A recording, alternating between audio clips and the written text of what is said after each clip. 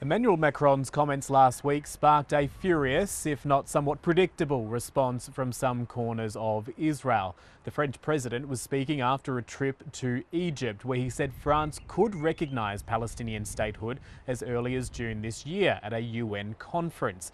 Now, France, like Australia, has a policy of a two-state solution in the Middle East. But like Australia, France hasn't taken that step to recognising Palestinian statehood. And if it did, it would become the first G7 nation to do so.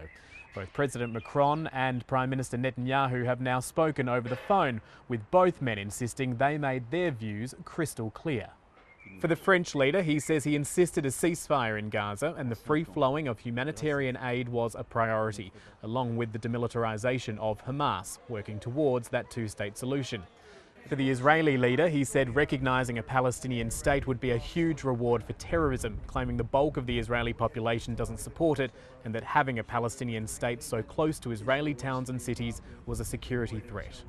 President Macron's comments sparked a furious response from Mr. Netanyahu's son as well. Yair Netanyahu taking to the social media platform X to say, quote, "Screw you," before adding a list of French territories, including New Caledonia and French Polynesia, which should be afforded independence. Mr. Netanyahu, the elder, certainly criticising the language that was being used, but backing up the sentiment.